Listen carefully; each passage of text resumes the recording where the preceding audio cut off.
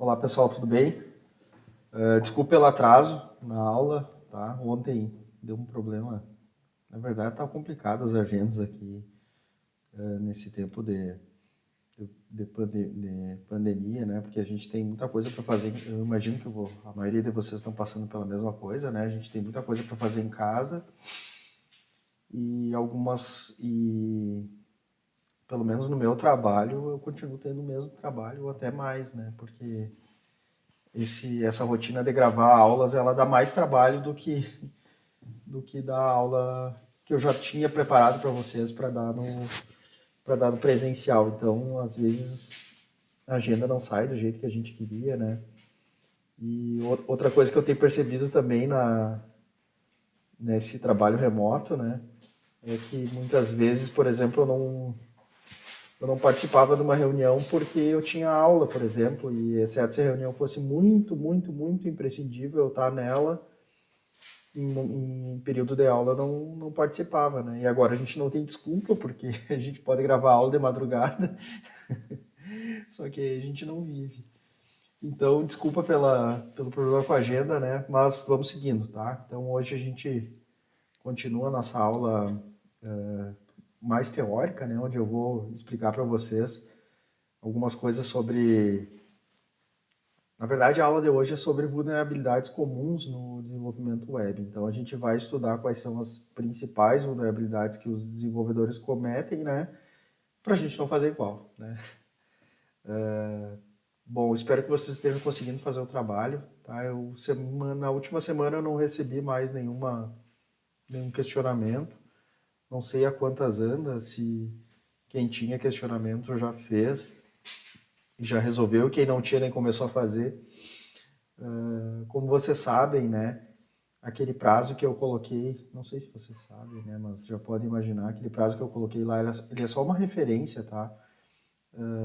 A gente não tem como estabelecer prazo enquanto a gente tiver com. Ou pelo menos eu não acho justo estar estabelecendo prazo enquanto a gente está nessa situação de exceção, né? Até porque tem muitos colegas que não estão conseguindo trabalhar e não estão conseguindo fazer as tarefas, né? E vou ter que ter um prazo depois, tá? Então, é só para vocês terem a referência, né? E quem está podendo fazer, faça, tá? Vá acompanhando as aulas e vá fazendo. E daí se livra disso o quanto antes. Essa é a ideia, que quem puder fazer, quem tiver em condições de ir seguindo com a disciplina, né? Que se livre. Então, quando a gente retornar da pandemia, provavelmente vai ter. Muitos já vão estar com um semestre concluído já, aprovado, faltando fazer alguma coisinha ou outra que a gente vai deixar para fazer no presencial. Vou pensar se a gente vai fazer, né? Talvez a gente fique só nos trabalhos mesmo. E aí, quando eu voltar, né, lá por sei lá quando, não vou chutar uma data. Aí quando a gente voltar, tá com tudo, o pessoal que foi seguindo, né, a nossa agenda aqui do à distância vai estar com tudo pronto. Bom, após uma breve interrupção, voltamos. Então vamos começar com a aula de hoje, tá? A gente vai, como eu expliquei para vocês, a gente vai discutir, né, as principais vulnerabilidades que existem em aplicações web, tá? Primeiro eu vou dar uma visão geral sobre algumas regras, né? A gente vai ver, eu até estava olhando as regras, aliás, as 10 vulnerabilidades, que eu já vou falar em seguida, né? Desse ano mudou um pouco em relação ao ano passado, mudou uma ou duas ali, mas basicamente é a mesma coisa, tá? Não tem nada que a gente não fale aqui na disciplina, nessa informação atualizada, tá? Bom, então na segurança no nível das aplicações web, né? Nesse nível, então, os problemas de segurança eles geralmente ocorrem por desconhecimento ou por descuido do programador com algumas regras básicas, né? Que se seguidas resultam em uma aplicação melhor desenvolvida e mais segura, tá? A gente tem que sempre partir do pressuposto que se um usuário ele pode fazer alguma coisa, que ele vai fazer, tá? Quando a gente está nessa fase que muitos de vocês estão, assim, enquanto a gente está aprendendo a fazer as coisas, né? A gente se conforma muito, né? E se conforta também simplesmente pelas coisas funcionarem e não estarem bugando, tá? Tá? Então, se eu coloco o meu login certo, se eu coloco a minha senha certa, clico ali, daí eu aperto lá no outro. Então, tudo está funcionando, então para a gente está ótimo, porque afinal de contas, como vocês sabem, né, é um esforço grande, dependendo do tamanho do sistema, simplesmente fazer o sistema funcionar bem quando o usuário clica nas coisas, tá? Mas a gente sempre tem que partir de um pressuposto um pouco diferente, tá? E a gente tem que pensar que o usuário, nem sempre ele é aquele usuário a mãe de vocês, tá? Que vai só clicar ali no que está escrito. A gente tem que partir de um pressuposto que o usuário ele pode ser um pouco mais esperto, que ele pode pegar e abrir o código-fonte do HTML de vocês, ver os scripts, a forma como está escrito os scripts, olhar os formulários, ver como que tá aqueles formulários, o que que tem naqueles formulários, o que que tem de oculto naqueles formulários, e tentar alterar as coisas, e tentar fazer o sistema se comportar de um jeito diferente do qual vocês tinham previsto que ele deveria se comportar pelo front-end de vocês, né? Então, a gente tem que ter segurança no front-end, tá? Tem que ter segurança no HTML, no JCP ou no PHP, né? Sim, tem que ter segurança no front, tá? Mas se a gente tiver um sistema que está bem dividido, separado entre o front-end e o back-end, a gente tem que garantir todas as coisas que a gente garantiu no front-end, a gente tem que garantir de novo no back-end, tá? Porque a gente também tem que partir do pressuposto que o usuário pode simplesmente não usar o nosso front e querer chamar as coisas diretamente no servidor. E ele pode fazer isso, tá? Ele pode, pelo protocolo, ele pode fazer, então a gente tem que garantir segurança sempre em todos os lados e sempre imaginar que ele pode fazer as piores coisas, tá? Então aqui tem algumas regras que são bem importantes para quando a gente está desenvolvendo uma aplicação web, mas não necessariamente só para aplicações web, é para todo tipo de aplicação, tá? Então a primeira regra mais importante, tá? Desenhe seu sistema cuidadosamente antes de iniciar. Tenha certeza de que você entende todos os aspectos da aplicação que você está desenvolvendo. Antes de escrever o código, escreva uma especificação em português. Bom, pessoal, então assim, ó, a parte de análise ela é muito importante, ela precisa ser bem feita, tá? Por quê? Porque se a gente não analisa o sistema direito e já começa a codificar, lá pelas tantas, quando o sistema for rodar, ou às vezes antes da gente terminar ele, a gente vai começando a compreender melhor as coisas, tá? E aí a gente começa a ter que consertar as coisas que a gente fez lá no começo, quando a gente não entendia o sistema, ou não tinha compreensão ainda do sistema. Às vezes, esses consertos que a gente faz são muito complexos, de forma que a gente acaba fazendo umas gambiarrinhas na análise, tá? Ou melhor, algumas gambiarras no modelo, tá? Que vão refletir na aplicação e que depois vão refletir na parte de segurança. Então, um sistema que é bem projetado do começo ao fim, ele já tem uma base boa para a gente ter segurança, tá? Um sistema que ele foi mal modelado, e quando eu digo mal modelado é que ou o programador não tinha experiência com modelagem, ou ainda ele tinha experiência, só que ele começou a codificar antes dele entender tudo, tá?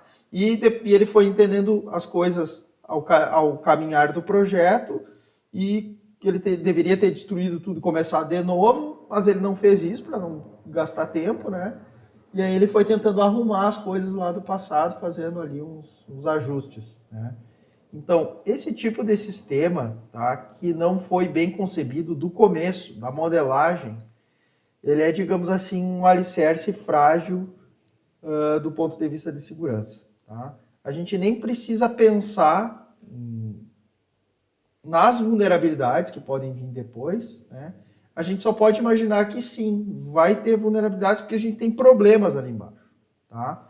Então, uma regra primordial para a segurança no desenvolvimento web é uma análise bem feita. Tá? Regra 2. Mostre a especificação a outro programador. Isso aqui faz parte da regra 1 ainda, digamos assim. Certifique-se que ele consegue entender a sua especificação e de que ele acredita que aquilo funciona daquela forma. Então, quando a gente faz uma análise, especialmente quando a gente faz sozinho, né,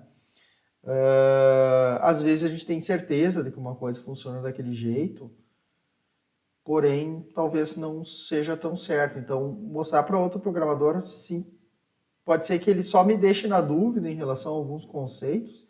Isso vai me fazer evoluir naqueles conceitos, buscar mais informações junto ao cliente, buscar mais informações junto a outras referências, né? Para a gente tentar evoluir e fazer a análise mais próxima da realidade que pode ser. Tá? Então, por isso que a regra 2 também é importante. Tá? Não basta eu ter feito a análise melhor que eu acho que ela é, né? Mas eu também tenho que compartilhar aquele meu resultado com outros, né? E ver se os outros, ver o que eles acham daquilo, tá? Porque pode ser que tenha alguma coisa que não esteja bem, mas que a gente não tenha percebido. Escreva e teste pequenas porções de código por vez. Testes efetivos asseguram um código mais confiável e mais seguro. A gente nem está falando especificamente de web ainda. A gente pode estar falando de modelagem, a gente pode estar falando de partes mais utilidades do back-end. Tá? Mesmo assim, a gente tem que testar o máximo que a gente puder. Por quê? Porque um código que é testado, ele é seguro, ou melhor, ele é mais seguro. Tá? Um código que não foi testado, ele é um código muito propenso à vulnerabilidade, que pode ser explorado por usuários maliciosos, como eu expliquei para vocês. E a regra 4, né? Cheque todos os dados recebidos do usuário. Então, aquilo que eu falei para vocês, né? O usuário, se ele pode ser malicioso, ele será. Então a gente tem que checar todos os dados recebidos do usuário. Jamais confie em dados recebidos como parâmetro, inclusive quando esses vêm de campos hidden e cookies. Tá? Então, é aquela coisa que eu falei para vocês, né? Quando eu implemento lá o meu back-end, eu tenho que partir do princípio que o meu formulário, por mais que eu tenha implementado validações no formulário e tal, que eu tenha feito 1.500 checagens no formulário, na parte do front-end, e quando eu vou implementar o back-end, né, eu tenho que partir do pressuposto que o formulário não tinha checagem nenhuma, tá? Porque essa parte do front-end ela pode ser burlada pelos usuários. Então eu não posso confiar em nada que vem lá do outro lado, tá? Seja coisas que eu recebo do formulário, seja campos hidden, seja cookies, o que quer que seja. Regra 5. Cheque os argumentos que você passa para o sistema operacional. Tenha certeza de que os argumentos de uma chamada de sistema contêm o que devem conter, especialmente se alguma informação for obtida externamente, né, que esteja sendo utilizada como argumento para o SO. Tá? Muitos pontos do nosso sistema, lá do nosso back-end, a gente às vezes tem que chamar o sistema operacional para disparar algum processo, alguma coisa que esteja fora ali, que a gente não pode implementar na nossa linguagem de programação direta e a gente tem que disparar um outro aplicativo. Tá? Isso é bem comum e geralmente essas chamadas envolvem passar parâmetros para esses aplicativos. Tá? A gente tem que cuidar muito de onde vêm esses parâmetros, por quê? Porque essa é uma brecha muito potencial, né, para alguém colocar alguma coisa escondida num parâmetro que vai executar nosso sistema operacional. Tá? Então, inclusive tem dentro das vulnerabilidades que a gente vai estudar em seguida, né, tem uma que fala sobre isso. Né? Então a gente tem que checar os argumentos que a gente passa para o sistema operacional. Regra 6, tá? Que a gente está falando aqui, eu geralmente cobro de vocês, tá? E é uma das 10 vulnerabilidades que não estava nessa que eu vou passar para vocês aqui nessa lista, mas já está na nova. Mas eu não alterei porque a gente já fala bastante disso, tá? Que é a gente não gerar log. Tá? Então, todo sistema, para ser seguro, ele tem que gerar log. Por que é importante gerar log? Por que eu vou gerar log se o meu sistema é seguro? Porque um sistema nunca é seguro. Tá?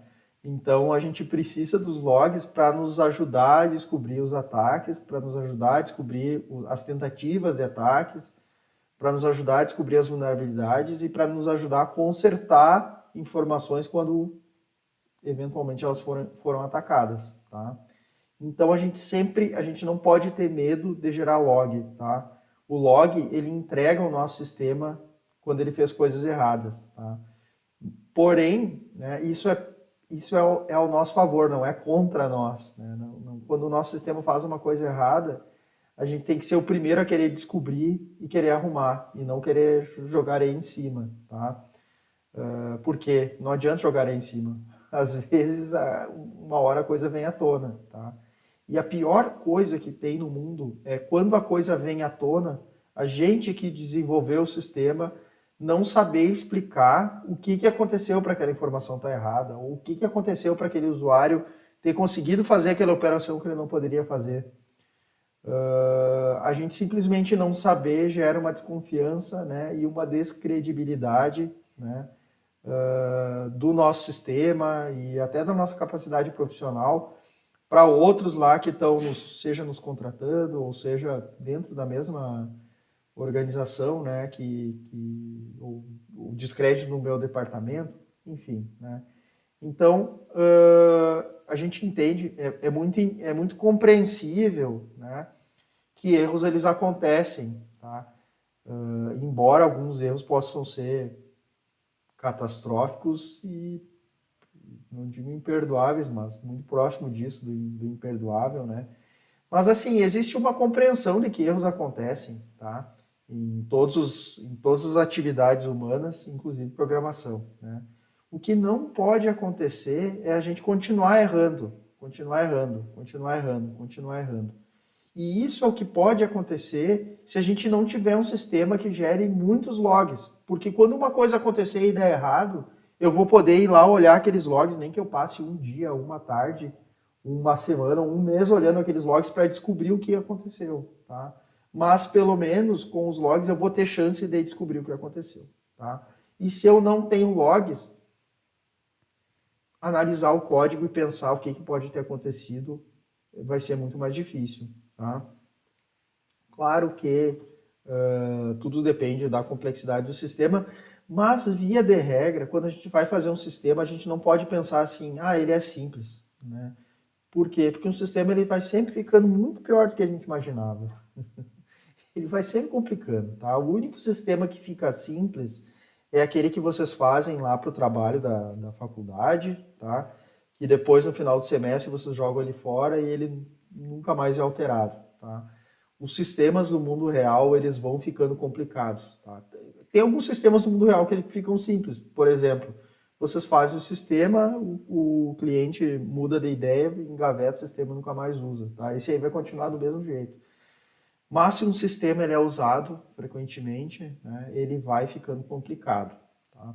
Então, isso aqui é uma base para a segurança, uma base para a gente se defender das coisas depois, né, para o nosso trabalho, inclusive da manutenção do sistema, né? A gente tem um sistema que tem um bom sistema de geração de logs que permita a gente rastrear tudo que foi feito, tá? Todas as operações que foram feitas que geraram essas ações ou essas alterações, enfim, o que a gente esteja querendo analisar, tá? Então a gente tem que incluir muito código para fazer log. Regra 7. Identifique porções críticas do seu código e escreva-as da forma mais simples possível. O que é porção crítica do código? Né? É uma parte muito importante do código, seja por uma criticidade do negócio, né? Mas uma parte crítica do código pode ser uma parte que até não é uma parte crítica pela lógica de negócio, mas ela é uma porção crítica porque ela é muito usada.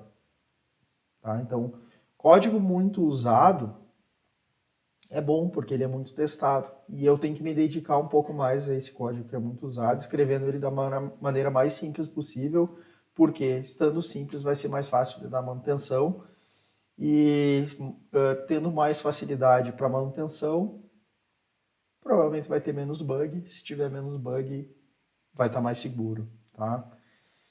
Regra 8, identifique e trate as condições de corrida. Tá? Lembre-se que uma aplicação web geralmente é uma aplicação com muita concorrência. Pense nas condições de deadlock. Tem ataques que simplesmente levam em consideração que uma condição de corrida pode não estar sendo tratada e em uma eventual condição de corrida ele consiga explorar uma vulnerabilidade. Tá? Então a gente tem que identificar e tratar as condições de corrida. Tá? Seja para não gerar vulnerabilidades, seja para não gerar inconsistências também. Tá? Inconsistência é tão ruim quanto um sistema está sendo atacado por um hacker, tá? Porque inconsistência ela foi gerada pelo usuário normal, ele nem queria estar gerando inconsistência, mas ele gerou porque tinha uma condição de corrida, tá?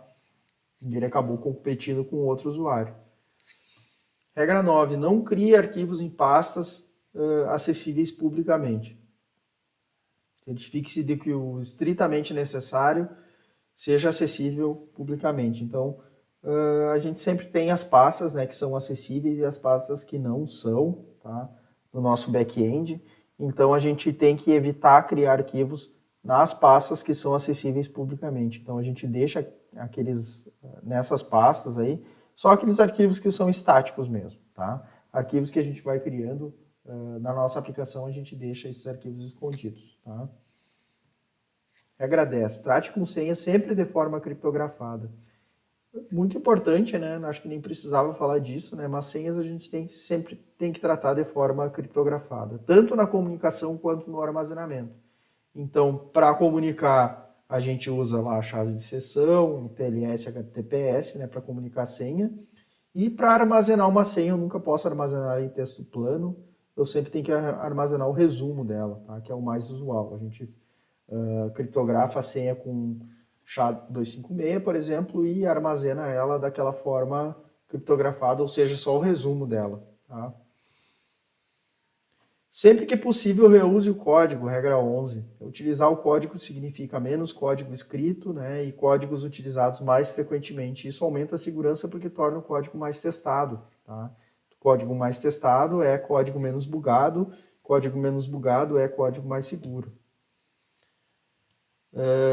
Como eu já introduzi para vocês, né, existe um projeto, né, uma organização que tenta identificar as principais vulnerabilidades que são cometidas no desenvolvimento web. Tá? E isso serve para quê? Para alertar os desenvolvedores, né, de quais são os principais ataques para que eles possam se precaver. Tá? E é isso que a gente busca trazer de informação para vocês nessa aula. Tá? Quais são as principais vulnerabilidades que são exploradas. Tá? A gente tem que partir do pressuposto, então, como eu disse para vocês, né, que o usuário ele é mau. Nem todos são, né, mas se tem um usuário que é mau e o meu sistema for muito vulnerável, ou for simplesmente vulnerável, ele vai poder ser explorado por esse um usuário dentre 1 milhão de usuários que eu tenho, né, esse um usuário que é mau, que vai poder roubar informação ou esculhambar o meu sistema e acabar com a credibilidade da minha empresa, né, do meu sistema, o que é péssimo para o negócio. Tá? Então, existe a OWASP, Open Web Application Security Project, tá? Que é uma organização mundial focada no aumento da segurança do software web. Anualmente, ela divulga uma lista dos 10 maiores riscos em aplicações web, os quais eu vou mostrar para vocês. Tá?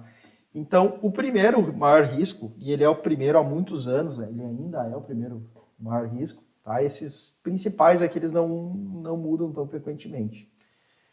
É o injection. Tá? O que é o injection? Ele consiste em injetar um código não autorizado dentro da aplicação. Tá? Como é que funciona isso? Né? Eu tenho algum parâmetro, alguma coisa, né, que eu recebo do usuário, que eu espero que seja um ID ou uma string, um tipo, e o cara, de alguma forma, ele consegue injetar um código lá dentro, né? E esse código vai executar no meu sistema, e esse código não foi escrito por mim, está sendo injetado pelo usuário malicioso. Tá?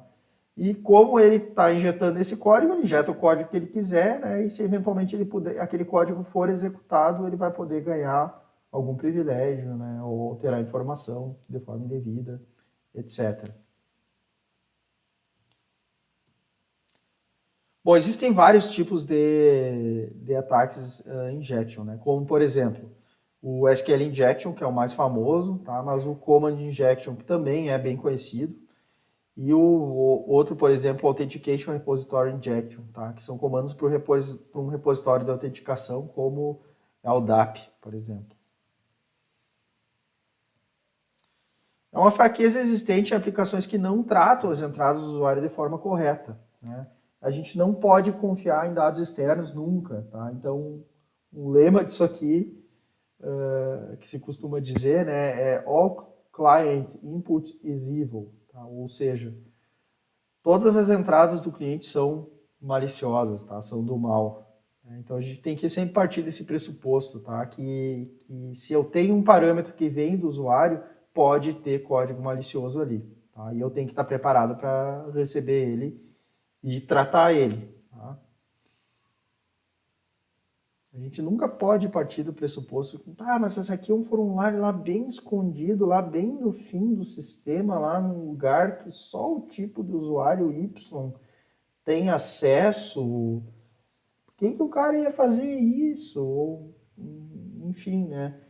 Isso aqui é um parâmetro oculto aqui do formulário. Como é que o cara vai achar isso aqui? Claro que pode achar, né? Se o parâmetro oculto ele está no HTML lá, escancarado. Ele só vai ter que ler o HTML, tá? Ele não vai ver na janelinha do browser do usuário normal, mas se for um usuário malicioso, ele vai achar, tá?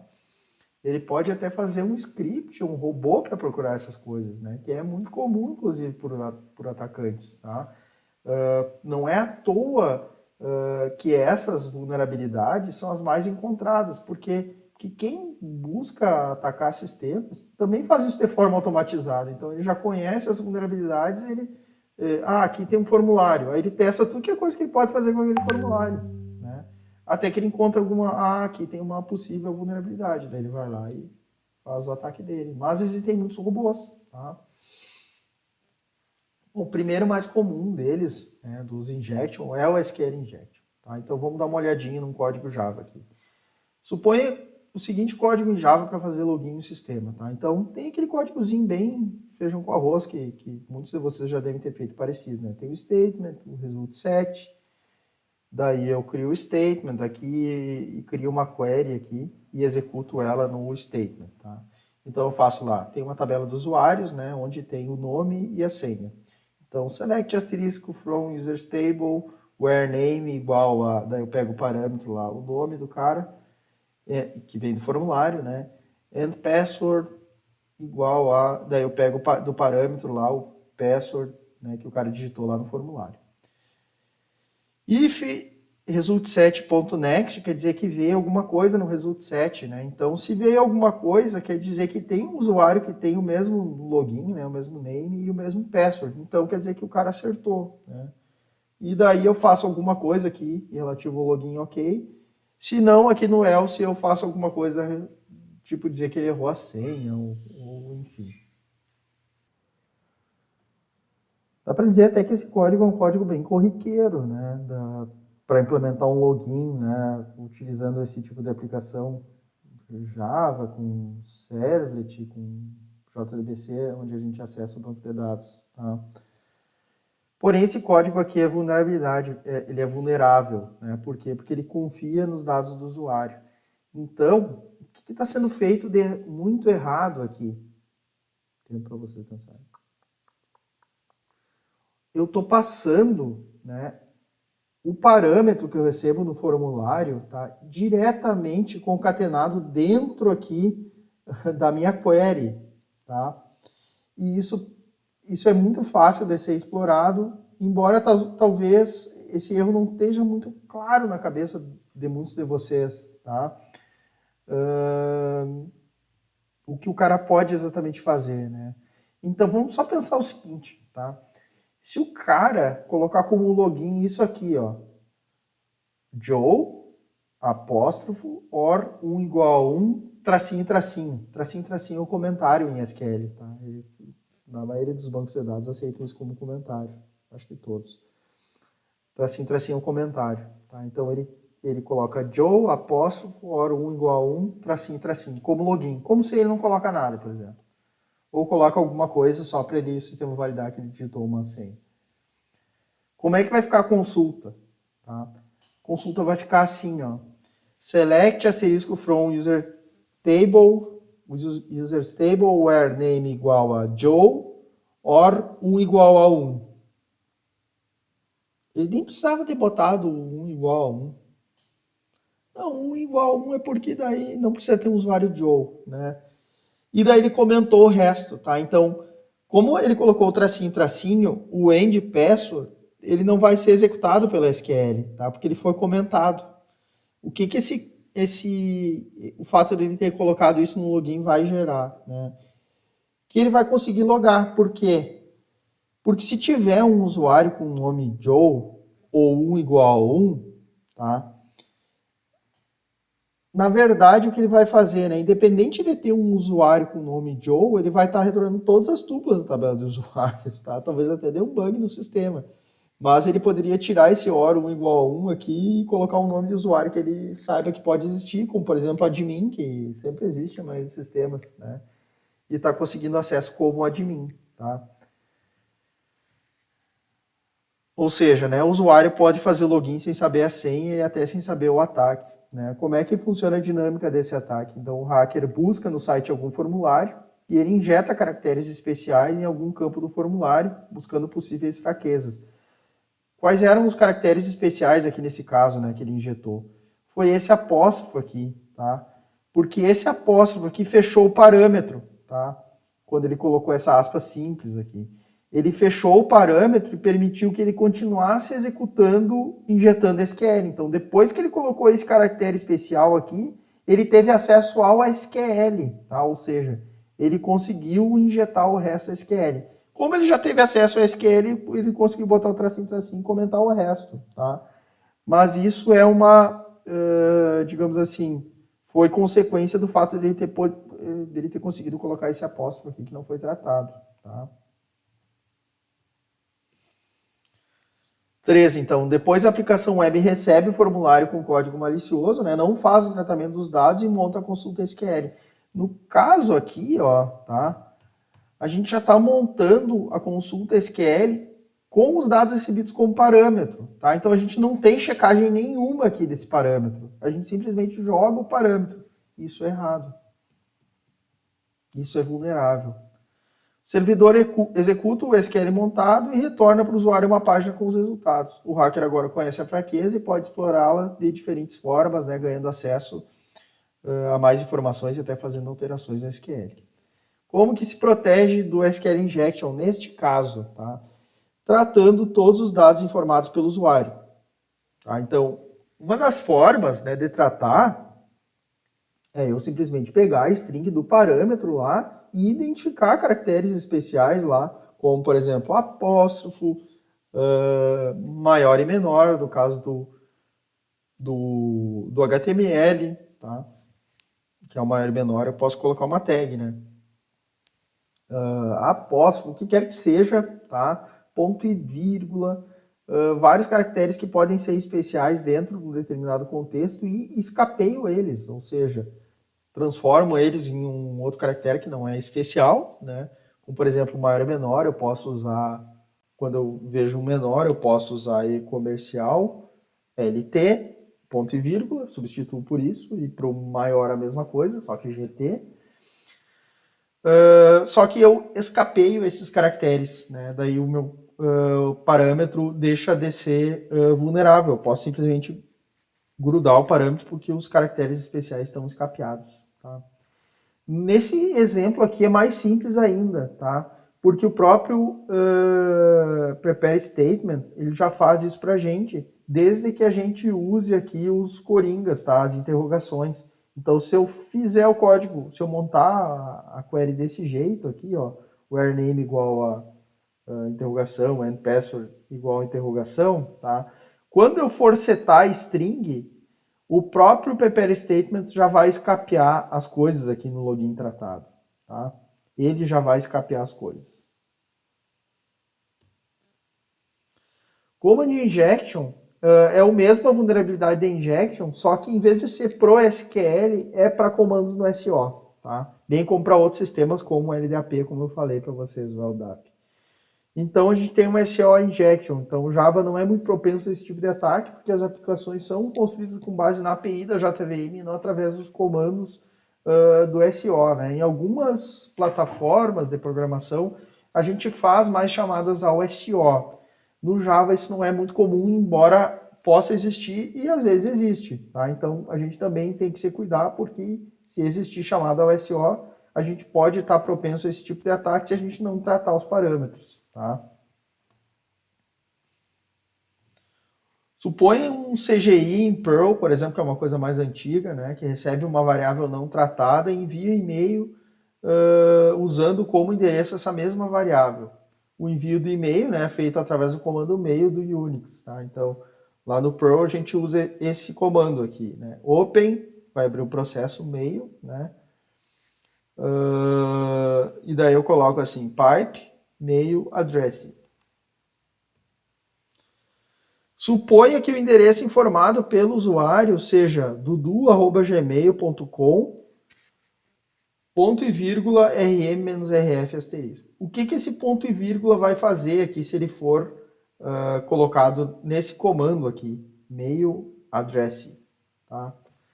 Isso aqui vai ser uma catástrofe, né? Todos os arquivos da pasta atual, né, vão ser apagados, inclusive as pastas e tudo que tiver dentro das pastas dentro desse diretório atual.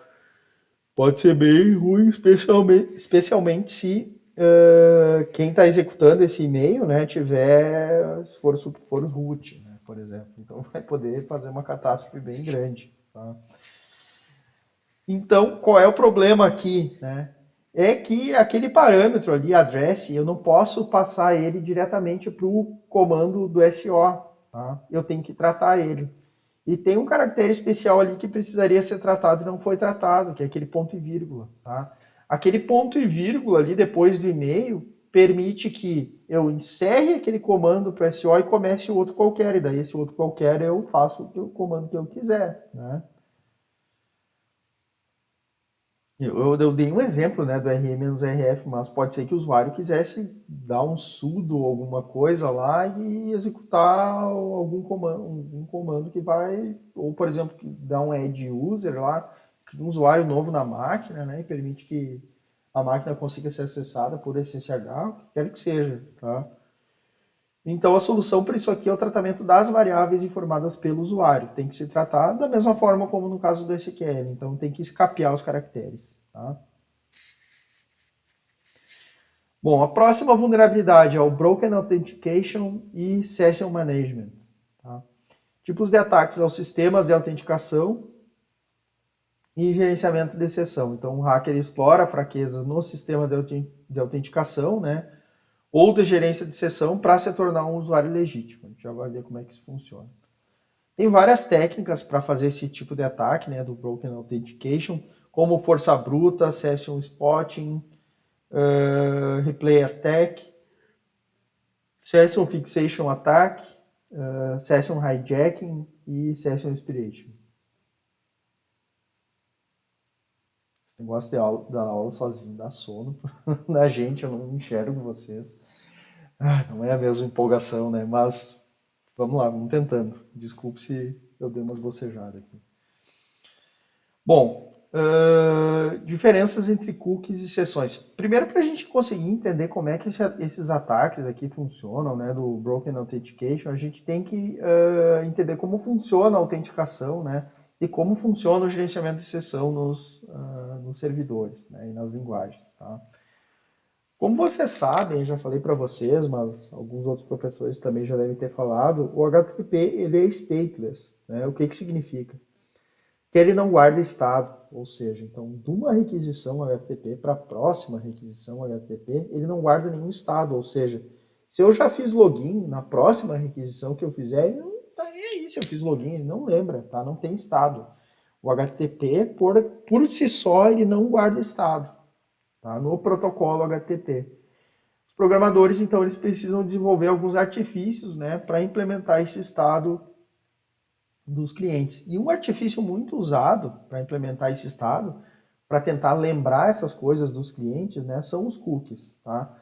Como é que funcionam os cookies? Os cookies, eles nada mais são do que variáveis que são armazenadas no lado do cliente. Tá? Então, um cookie é uma informação que é armazenada sobre o próprio cliente no lado dele. Tá? Mas qual é a vantagem de eu ter um cookie? Tá?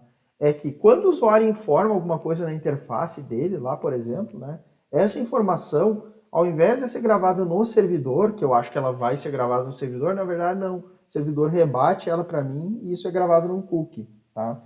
Depois, quando eu for fazer outra requisição para o servidor, eu vou mandar essas informações que eu gravei no cookie de volta para o servidor. Daí o servidor vai fazer de conta para mim, né, que ele lembra quem eu sou. Mas na verdade ele não lembra quem eu sou. A cada requisição que eu mando, eu fico mandando as minhas informações de volta. Só que isso vai por dentro de um cookie, tá? A gente enquanto usuário, a gente não fica mandando informação de novo. A informação ficou gravada no lado do cliente.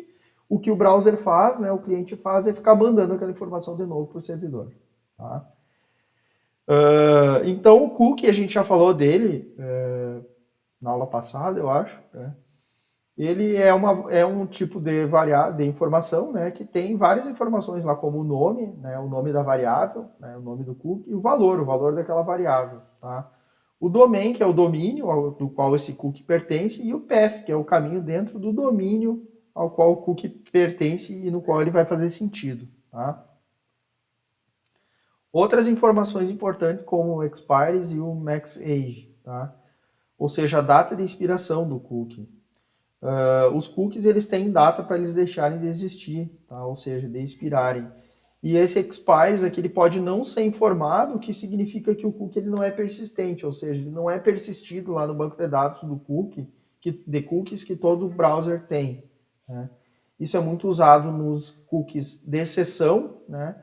Porque quando o browser ele é fechado, então as sessões deixam de existir, o usuário vai ter que logar de novo, por exemplo.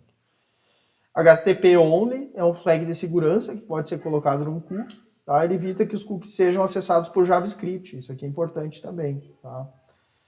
Ele só vai ser usado por HTTP, então se alguém tentar acessar por JavaScript, que a gente tem vulnerabilidades em relação ao JavaScript, depois a gente vai falar. Mas se um cookie for HTTP only, ele não vai poder ser acessado por JavaScript. E o secure é um flag de segurança, né? Se um cookie tiver marcado como secure, tá? Ele só vai poder trafegar por HTTPS. Então, se alguma requisição não for HTTPS, aquele cookie não vai junto. O servidor, então, ele grava um cookie no browser, né? Através do cabeçalho HTTP setCookie, tá? Por exemplo, né? myCookieName igual ao valor do cookie, né? Ponto e vírgula, path é igual a barra, lá, a raiz, né? Ponto e vírgula HTTP only, tá? Então isso aqui indica um cookie, onde o nome dele é myCookieName e o valor dele é aquele ali, the value of myCookie, e o path dele é barra, e ele é marcado como HTTP only, tá?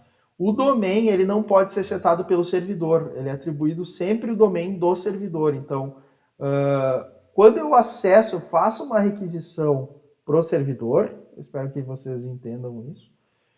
Quando eu faço uma requisição para o servidor, né, o servidor pede para gravar um cookie na resposta dele. Então, na resposta dele, ele vai me mandar um cabeçalho com o comando setCookie, 2 pontos. Então, vou ver lá no request, no response, né, no cabeçalho do response, um comando chamado set-cookie, tá?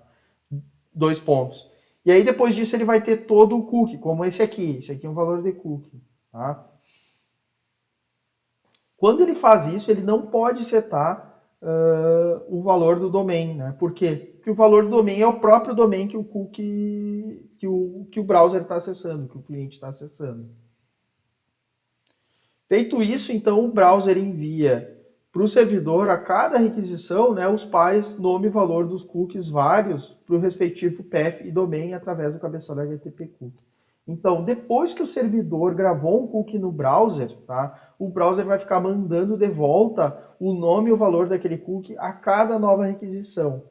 Ou seja, isso vai permitir que o servidor, né, lembre de quem é o usuário, porque depois que o servidor gravou o cookie no usuário, né, no browser, né, o browser vai ficar mandando o nome e o valor do cookie de volta.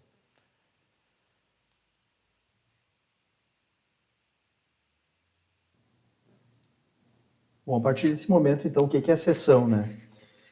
O servidor ele passa a armazenar objetos, né, para rastrear o estado de cada usuário ou browser, né, no sistema. Isso é feito através dos objetos em escopo de sessão. Então, esses objetos eles ficam armazenados no servidor e nunca no cliente. Então, uma sessão é um espaço de memória no servidor que serve para armazenar objetos daquele cliente. Então, cada cliente tem a sua sessão em específico, tá? E nessa sessão podem ser colocados os mais diversos tipos de objetos, tá? Opa. A sessão pode, né, e deve ser terminada pelo cliente, né, ou por políticas do próprio servidor, como, por exemplo, uma sessão que não é usada por muito tempo, então ela sofre um timeout e é encerrada. O servidor identifica que determinada sessão pertence a determinado cliente através de um cookie especial, né, um cookie de sessão especial, que é chamado de Session ID, mas que dependendo da plataforma pode ter outros nomes, tá? Se um hacker descobre o Session ID de um usuário legítimo, ele poderá se tornar aquele usuário, tá? Porque apenas pelo Session ID o usuário pode ser,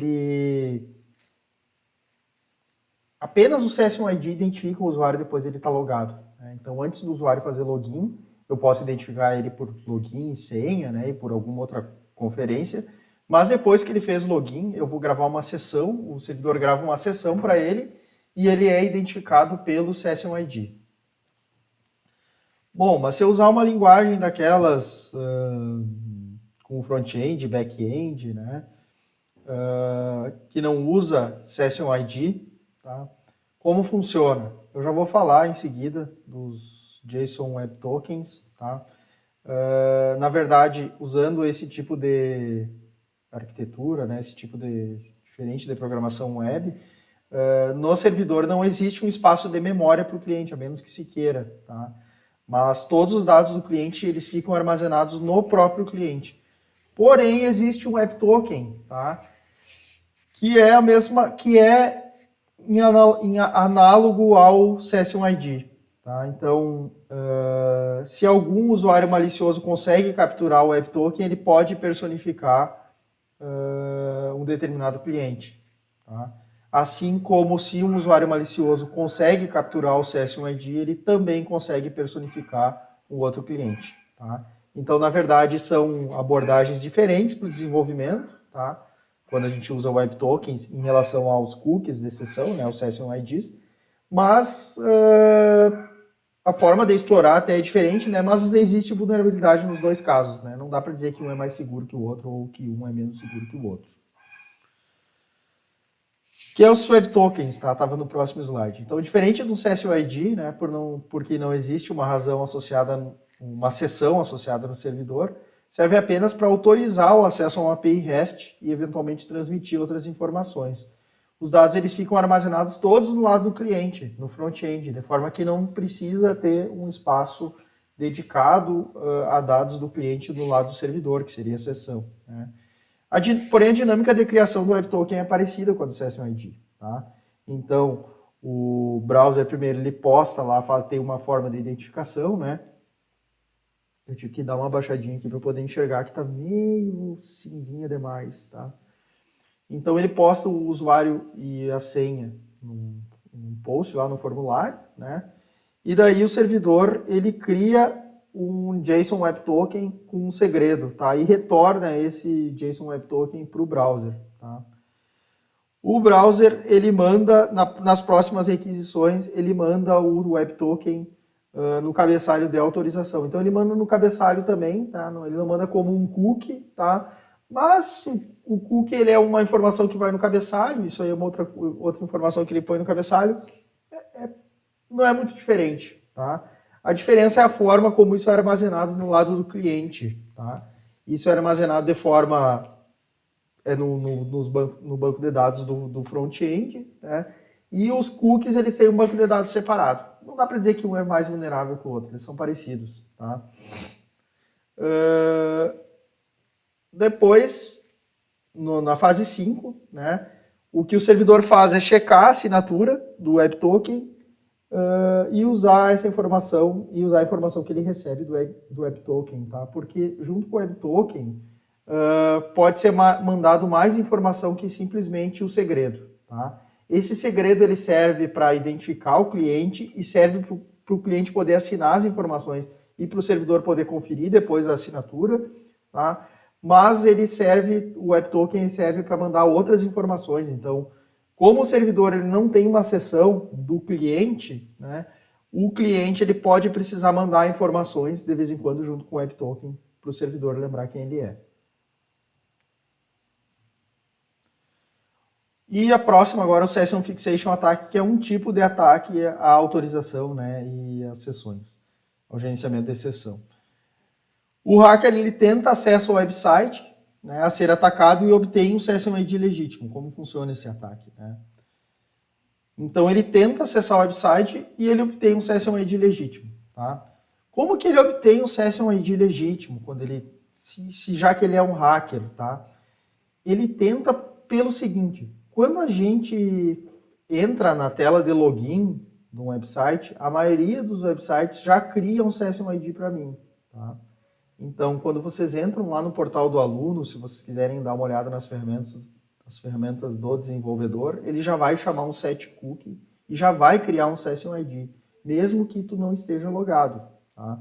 Tu vai ter um Session ID legítimo. Só que esse Session ID, ele é associado a uma sessão nula lá no lado do servidor, ou seja, tu não está logado, mas tu já tem uma sessão, tá? Já tem um Session ID. Então o hacker ele tenta fazer isso, tá? Ele vai lá e obtém um Session ID legítimo. Aí o que ele faz? Através de um link, por exemplo, de um phishing, do ataque de phishing, ele num link do e-mail, por exemplo, né, ele faz a vítima abrir o link utilizando o link, né, com o Session ID dele. Isso é conhecido como phishing attack. Tá? Daí, por exemplo, acesse agora o portal do professor porque você tem que responder uma chamada urgente, não sei o que lá. E daí clique aqui. Aí naquele clique aqui, tá, já tem lá o Session ID que foi usado lá, que foi obtido pelo hacker. Tá? Então ele vai me forçar a usar um outro Session ID que ele está me passando. Só que como aquele Session ID não está logado, o que eu vou ver quando eu clicar? A tela de login, que é o normal. Aí eu vou lá e faço o quê? Faço meu login. E aí o que acontece? Aquele Session ID que pertencia fazer referência a uma sessão nula, vai passar a fazer uma referência logada, né, a uma sessão logada, que é a minha sessão de professor. Aí o hacker lá, o aluno, vai lá e lá pelas tantas ele aperta F5 lá e vê, opa, tá logado, porque ele continua usando o mesmo Session ID, né, aí vai estar logado, vai, sei lá, poder mudar as notas dele, enfim. Bom, a vítima é a continuação aqui que eu tinha explicado para vocês, né? A vítima, então, ela faz check-in no site e o hacker, através do Session ID conhecido, pode acessar o site como se fosse a vítima. Tá? Outro tipo de ataque às sessões, né, ao gerenciamento de sessão, é o ataque de repetição. A comunicação é interceptada, né, e repetida novamente em outro momento. Ou seja, eu intercepto a comunicação e descubro qual é o Session ID e repito aquele Session ID em outro momento. Tá?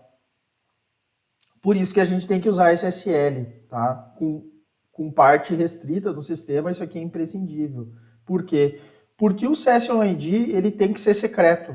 Tá? Se a comunicação ela pode ser interceptada, e ela de fato pode, então eu tenho que usar SSL TLS, ou seja, HTTPS. Né? Porém, com ataques de captura de tecla, né, são comuns e se enquadram também nesse tipo de ataque. Tá? Mas o ataque de captura de tecla ele serve para capturar login e senha e não Session ID. E outro tipo de ataque é o Session Hijacking, tá? Que é o sequestro de sessão. Ele funciona com o mesmo princípio do Session Fixation, exceto pelo fato de que o hacker ele não sabe o ID da sessão antes do ataque, ou seja, ele tem que descobrir depois. Né? Como que a gente evita ataques do tipo Broken Authentication e Session Hijacking? A gente tem que garantir que o servidor gera Session IDs que são imprevisíveis e user unique, tá? Que ele não vai gerar Session IDs repetidos, tá? É o mínimo que a gente pode esperar, mas que ele não... que esses Session IDs são imprevisíveis, por exemplo. Se eu gerei um Session ID para mim, tá? O que acontece muito com os geradores de números pseudo-randômicos, tá? Num gerador de números pseudo-randômicos, se eu sei um número na sequência, tá? Um número que foi gerado randomicamente, como eles são pseudo-randômicos, ou seja, eles são criados a partir de uma função matemática, tá? Se eu sei um número, naturalmente eu vou saber qual é o próximo número randômico. Tá? Se eu sei algum na sequência, eu vou saber qual é o próximo. O que isso quer dizer? que se os session IDs forem gerados por um gerador fraco, em entropia, tá? Ou seja, na forma como ele consegue gerar números diferentes, tá? Se ele for fraco em entropia, eu obtendo um Session ID, que eu posso obter de um jeito normal, simplesmente entrando na tela de login, eu posso saber quais são os próximos que ele vai gerar. E se eu puder saber quais são os próximos que ele vai gerar, eu posso conseguir personificar outros usuários que vão vir depois e fazer login.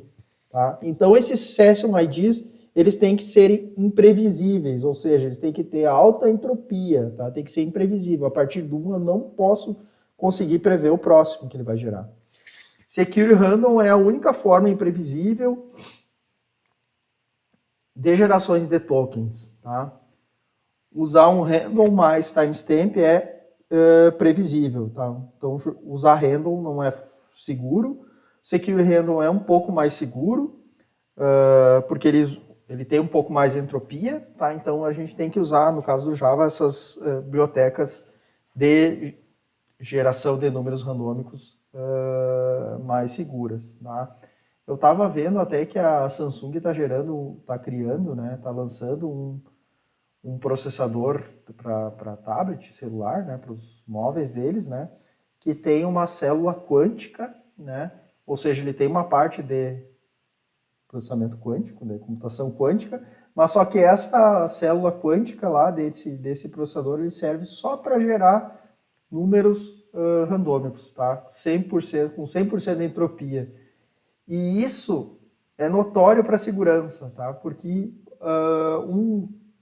muitos ataques à segurança, especialmente às criptografias, aos protocolos de criptografia e de segurança que usam criptografia, dependem da gente ter uma entropia para gerar números randômicos, tá? E a gente ter um processador que tem um chip dedicado a gerar números com alta entropia, é ótimo, né, do ponto de vista de segurança. E isso não existe na maior parte dos processadores. Tá? Lembrando que o processador ele é uma máquina lógica, né, e totalmente previsível. Tudo que ele faz é previsível. Tá? A gente tem que ter alguma coisa para ele ter imprevisibilidade. Porque a lógica digital é totalmente previsível. É da natureza dela.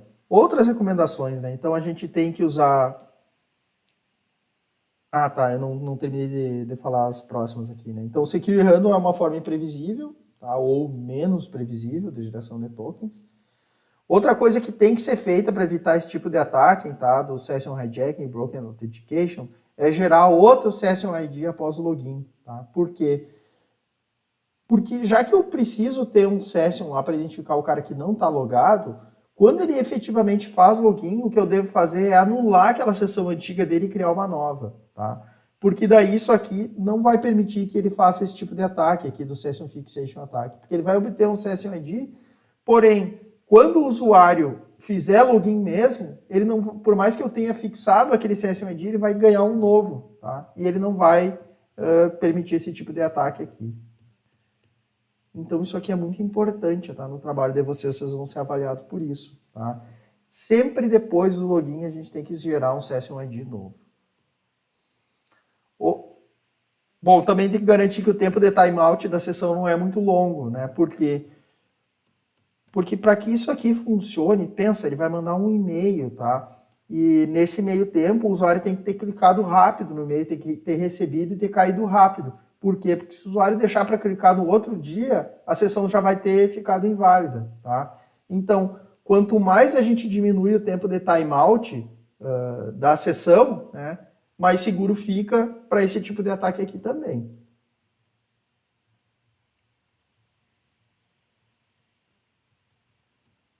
Então, a gente tem que garantir também que o tempo de timeout não seja muito longo. Tá? Outras recomendações, usar SSL, ou TLS, né, armazenar senhas de forma criptografada e não permite que os hackers adivinhem as senhas através da força bruta, né? Inativar os usuários após sucessivas tentativas de login com insucesso, é importante. Uso de CAPTCHA seguros pode ser útil também. E não dar informações demais, tipo usuário inexistente e senha incorreta, tá? Quando eu diferencio as coisas, eu estou dando dica para o usuário, né? Digamos que o usuário está tentando fazer um ataque de força bruta, e aí eu digo para ele fica chutando login e senha, né? Aí eu digo para ele usuário inexistente. Usuário inexistente, lá pela instância eu digo senha incorreta. Daí, opa, já adivinhei o usuário. Então a gente, embora possa ser bonito, né? Ó, que capricho do sistema, o cara tem uma mensagem de erro para cada tipo de erro. Porém, a gente tem que evitar dar informação demais para o usuário malicioso. Então, o melhor desse caso aqui, não tenho dúvida, que é dizer usuário inexistente e ou senha incorreta. Tá? E não dar detalhes sobre qual foi o erro.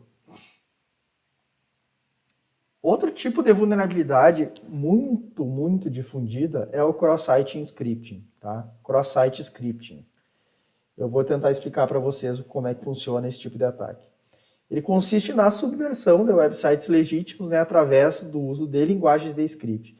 Então, ele é um tipo de injection, na verdade. Tá? Só que ele é um injection de script. Tá? Ele é script HTML, script JavaScript.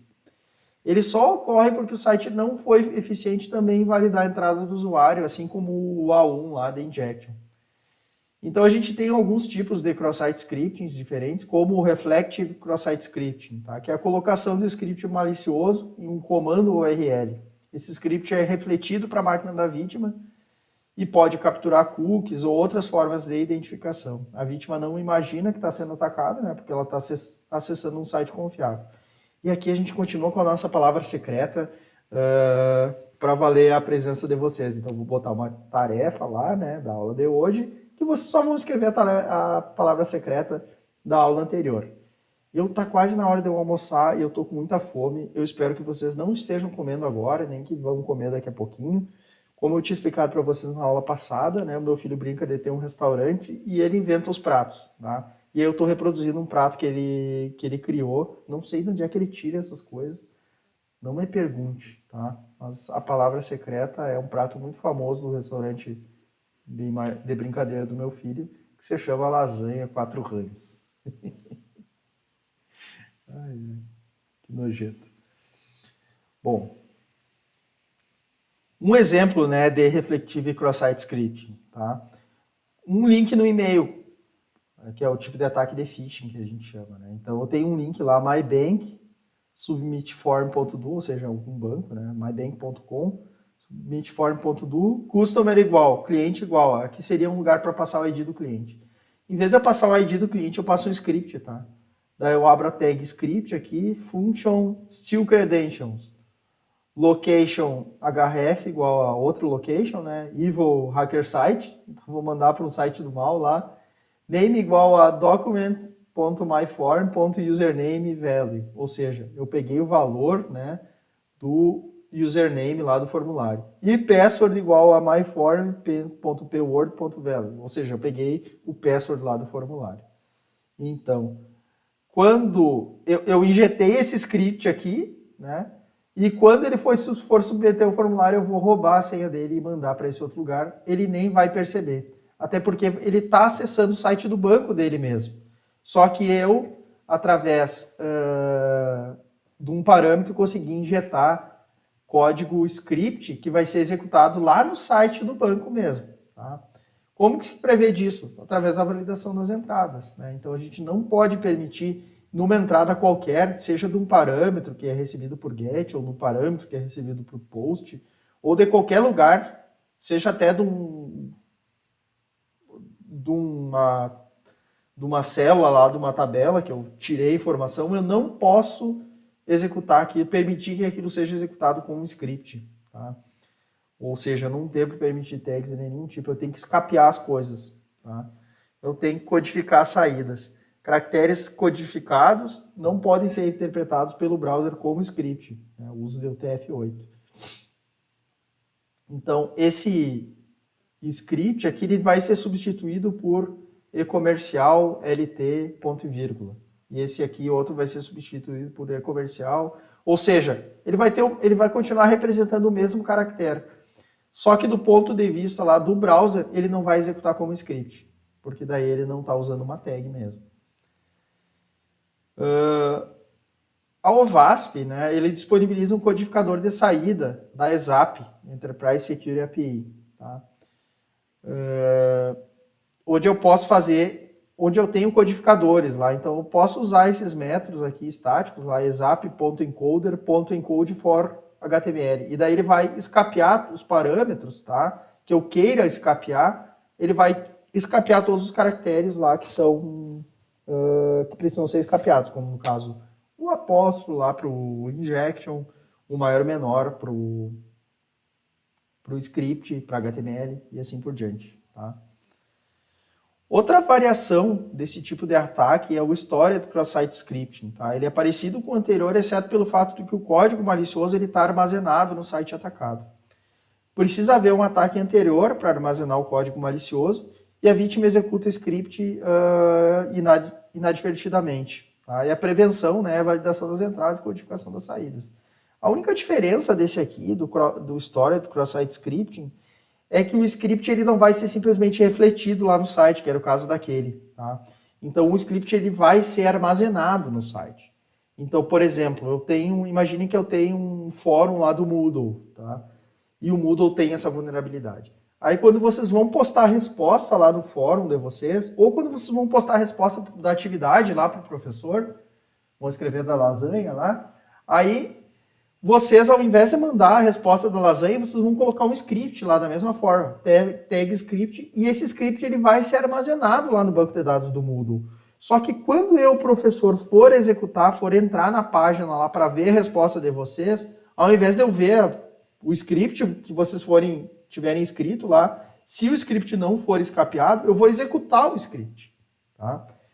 E aí, executando o script, vocês podem colocar o que vocês quiserem lá no script, sei lá, para alterar a nota de vocês, para raio que parta, tá? Pode fazer o que vocês quiserem.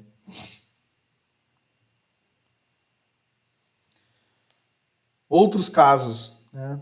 Tem também o DOM-Based Cross-Site Scripting, tá? Que é parecido com o anterior, porém ele foca na captura do DOM, que é o Document Object Model da vítima, tá? Que tem tudo que tem no HTML, inclusive formulários, inclusive informações. E a prevenção também é a mesma, né? Validação das entradas e codificação das saídas.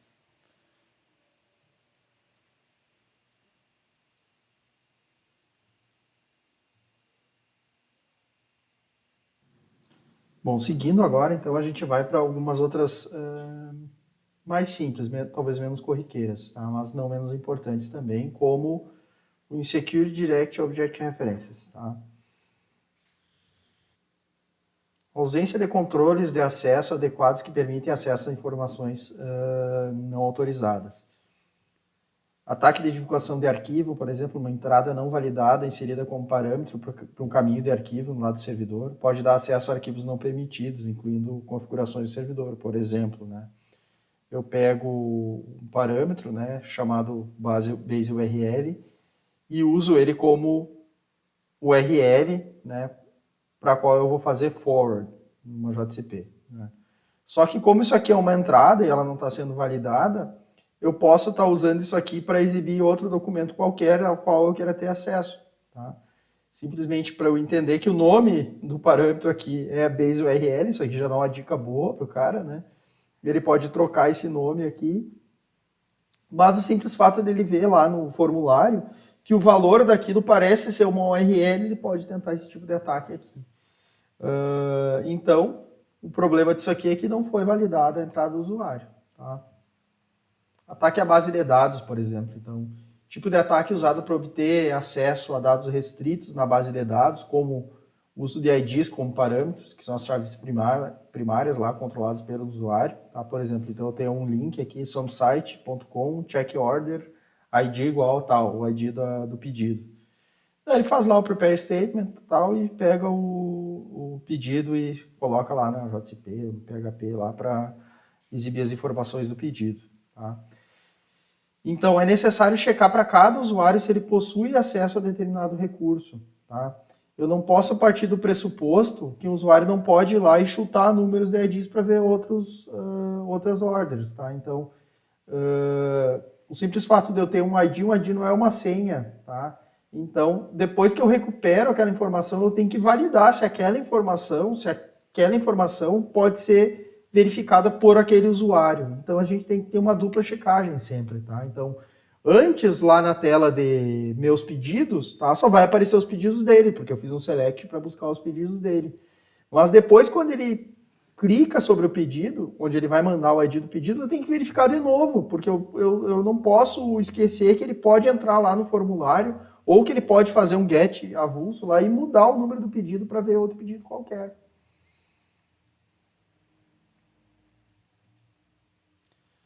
Má configuração de segurança. Então, configurações de servidores web, firewalls, bancos de dados, entre outros, né, que sabidamente abrem brechas de segurança. Isso aqui é uma quinta mais usada. Exposição de dados. Expor dados em determinadas partes da aplicação, né, que deveriam ser protegidas. Tá? Ataques desse tipo incluem técnicas de SQL injection e cross-site scripting. E falha na identificação dos dados críticos, né, e criptografia fraca. Que a gente não corre esse risco quando a gente usa TLS, tá? HTTPS. Sétima, falta de função de controle de acesso por nível. Então, os hackers eles forçam URLs para ganhar acesso à informação que não teriam acesso pelo sistema. E, no caso, isso acontece pela falta de uso de filtros de URL e controle por nível de acesso aos recursos. Tá? Então, eu não posso partir do pressuposto também, tá? Digamos que eu tenho vários níveis de acesso. Eu tenho usuário simples, usuário coordenador, e usuário administrador e o usuário root. Tá? Eu tenho vários níveis. O root pode fazer tudo, o administrador um pouco menos, e assim por diante. Tá? Eu não posso partir do pressuposto que simplesmente porque o usuário root tem um menu lá cheio de coisas, e o usuário mais simples tem um menu com 2, 3 opções, que são só as 3 coisas que ele pode fazer. Eu não posso partir do pressuposto que o usuário comum ele não pode adivinhar URLs, tá? E tentar acessar elas, mesmo que ele não tenha acesso pelo sistema. Ou seja, quando eu recebo uma requisição do usuário, eu tenho que conferir de novo se ele tem acesso àquela função que ele está tentando acessar. Eu sempre tenho que ter dupla, tripla checagem. Tá? Eu não posso deixar ele acessar simplesmente porque ele tem acesso àquela URL, porque ele sabia o ID do pedido que ele está querendo acessar. Quando eu recupero a informação, eu tenho que verificar de novo se ele tem acesso. Tá? Eu tenho que verificar se aquele usuário tem acesso àquela função e se aquele usuário também tem acesso àquele objeto. Entenderam? Eu sempre tenho que conferir de novo. Tá? Por isso que a gente diz que garantir segurança, né, fazer o nosso sistema ser seguro e não ter vulnerabilidade, dá trabalho. Porque é como se a gente tivesse que estar programando as mesmas coisas que a gente já fez lá no front-end, a gente está tendo que fazer 2, 3 vezes lá no back-end de novo. Mas é assim, a gente tem que fazer de novo. Por isso que é bom a gente ter um projeto bem feito, né, que nos permita reaproveitar código. Então, se a gente reaproveitar código é melhor do ponto de vista de segurança, mas a gente vai ter que estar chamando aquele código lá lá na etapa 1 do processo, e na etapa 2 de novo, e na etapa 3 de novo, e na etapa 4 de novo, e assim por diante. Tá? Claro que não tenha dúvida de que é melhor reaproveitar código, né, e não ficar duplicando. Falsificação de requisições, tá? Então, são requisições forjadas usando cookies de exceção anteriormente roubados, né, por outras técnicas como cross-site scripting e ataques de repetição. Então, isso aqui, na verdade, é uma derivação do cross-site scripting. Tá? Uma coisa que entra aqui nesse caso, né, é o cross-site request forgery. Tá? Eu vou tentar botar uma imagem aqui da internet para explicar para vocês. Bom, aqui está próximo, então como eu tinha prometido para vocês, eu busquei uma imagem lá. O cross-site request forgery, ele é um tipo de forjamento de requisições, tá? E é um tipo de ataque também bastante conhecido. Como é que ele funciona? Tá? Eu tenho o browser da vítima, e o browser da vítima ele tem diferentes abas, como a gente usa, né? E eu estou acessando um site do atacante, lá o attacker.com, que é o site do atacante que está querendo me atacar, e ao mesmo tempo eu também estou acessando o site do meu home banking, lá estou tentando pagar minhas contas lá do mês. Hoje, dia 2, está no dia de pagar as contas. Então eu estou fazendo isso ao mesmo tempo. Tá? Eu já estou logado no mybank.com, lá, que é o site do meu home banking, eu já estou logado. Tá? E quando eu acesso o site do hacker, o cara que está tentando me atacar, ele vai fazer o que a gente chama de cross-site request. tá? Ele vai forjar uma requisição cross-site, ou seja, de um site para o outro, tá? Ele vai fazer uma coisa parecida com aquilo que tem ali, ó. Então ele vai ter lá em algum lugar um form action, só que o action do form vai estar na página dele, tá? Só que o action vai estar redirecionando para outro site do meu banco, tá? Então vai ter lá mybank.com, transfer JCP, method post, input, sei lá, para a conta do atacante, o valor de 1.000. Então ele vai estar usando um formulário lá do banco para transferir um dinheiro do site do atacante, tá? Quando eu acessar o site do atacante, como eu estou logado no banco já, o que ele vai fazer? Ele vai submeter o formulário, tá? E ele vai submeter o formulário lá para o banco. O banco vai conferir as informações, vai ver, ele está logado, biriri, pororó, e eu vou estar fazendo como... E essa requisição vai estar sendo feita pelo meu browser, como se fosse eu, tá? Então, esse que é o problema, tá? E se o cara não tiver logado? Tá, daí não vai dar nada, o cara do attacker.com não vai me dar erro nenhum para eu não desconfiar, né? Mas, se eventualmente, alguma vítima lá que estiver acessando o banco ao mesmo tempo e for acessar o site dele, vai fazer essa requisição aí, forjada, né? É uma requisição forjada, que vai transferir lá $1.000 lá para a conta do cara. Então, é mais ou menos assim que esse tipo de ataque funciona, né? Como que você previne? Tem várias formas de prevenir esse tipo de ataque, tá? Uma delas é a gente evitar que essas ações que são mais sensíveis, como por exemplo transferir dinheiro, ela possa ser feita sem a intervenção do usuário, tá? Eu não conheço todos os home bankings do mundo, tá? Mas pelo menos dos bancos que eu já tive conta, né? Nenhum deles eu consigo transferir dinheiro direto, assim, tá? Quando eu vou transferir o dinheiro, eu tenho que ver o nome da pessoa que eu vou transferir e eu tenho que colocar outra senha de novo, tá? Eu não conseguiria fazer isso aqui dessa forma, tá? Claro que a gente está falando de um banco, né? Ações de outra coisa, tipo setar a nota de um aluno, por exemplo, vocês podem fazer um ataque lá no site de vocês, quando eu vou corrigir o site de vocês, se eu tiver com o portal do professor aberto, aí ele vai lá e vocês descobrem, não sei como lá, qual é, mas isso não é difícil de saber, qual é o URL que ele usa lá para setar uma nota, né, do semestre lá de uma determinada turma para um aluno, e aí vocês descobrem e fazem esse tipo de ataque. Talvez vocês consigam pegar a gente com isso aí, tá? Outra forma de se precaver desse tipo de ataque, além da gente forçar que tenha interação de novo do usuário, né? Seria através de... tem algumas outras formas, tá? Depois, quando a gente for implementar, eu discuto isso com vocês, mas dependendo do framework que vocês vão estar usando, tá? Os próprios frameworks já têm formas de se precaver do Cross-Site Request Forgery, que seria colocar informações no cabeçalho das requisições, tá? Então ele coloca alguma informação de validação, que no caso o attacker.com não teria essa informação a mais de validação lá no cabeçalho, tá?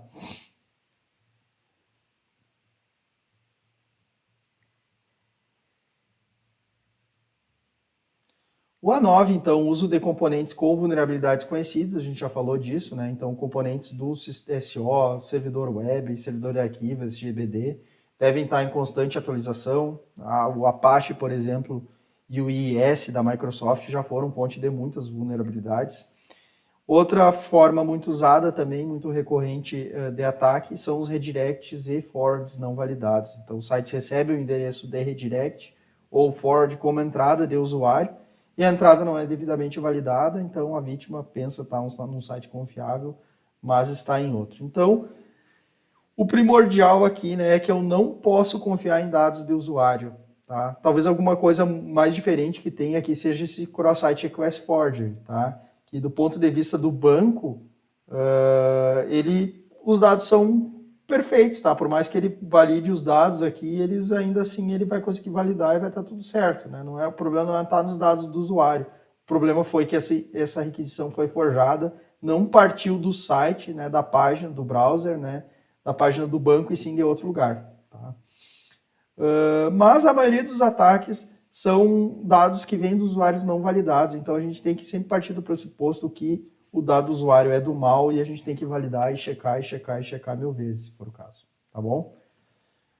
Na parte de segurança web é isso. Tá? A gente, quando eu passar o enunciado do trabalho para vocês, do trabalho final, que vai ser para vocês implementarem alguma coisa em cima do que vocês já têm em projeto integrador. Então, vocês vão pegar o que vocês fizeram em projeto integrador e colocar questões de segurança lá dentro. Tá? Vocês vão ter alguns requisitos que vocês vão ter que cumprir. Eu vi que a maioria dos alunos ou já fez ou está fazendo projeto integrador, então isso nos ajuda. Eu vi que alguns não fizeram, ou que fizeram, mas não aprovaram. E daí, nesse caso, vai poder dar continuidade àquele projeto de vocês lá do projeto integrador. Tá? Então, assim, os requisitos, digamos assim, em funcionalidade do projeto, eles não são tão grandes, eles são mais requisitos na questão de segurança. Então, vocês não vão ter muito trabalho com o projeto em si, mas implementar as questões de segurança. Tá? Claro que, eventualmente, se não está funcionando, vocês vão ter que botar para funcionar. Tá? Primeiro tem que existir alguma coisa vulnerável para a gente colocar segurança. Então, eu acho que é isso na aula de hoje. Tá? Semana que vem a gente já entra na próxima parte, onde vai ter um pouquinho de prática, e em seguida eu já vou passar o enunciado do trabalho final para vocês, tá? Que vai ser a avaliação final de vocês. Eu espero que vocês estejam conseguindo fazer o trabalho, tá? Do primeiro bimestre que a gente propôs. Então é isso na semana de hoje, tá, pessoal? Espero que vocês esteja tudo bem com vocês, que consigam manter as rotinas de vocês de trabalho, né? Talvez não na mesma velocidade que eu estou fazendo aqui, tá? Toda semana tem aula, alguma semana não tem atividade, mas normalmente toda semana tem atividade. Mesmo que vocês não estejam conseguindo acompanhar na mesma velocidade que eu estou postando, tentem continuar acompanhando, tá? Então eu imagino que alguns estejam com aulas atrasadas, não tem problema, tá? Sigam na velocidade que vocês puderem, tá bom, pessoal? O importante é vocês tentarem seguir, tanto para o estudo da gente, para a formação de vocês, né, que já estão, quem está fazendo essa disciplina aqui deve estar por se formar, né? Então, mas pensando também na cabeça da gente, né? Então a gente tem que manter a cabeça ocupada também. Tá bom, pessoal? Tudo de bom. Forte abraço para vocês. Se cuidem, fiquem bem. Até mais.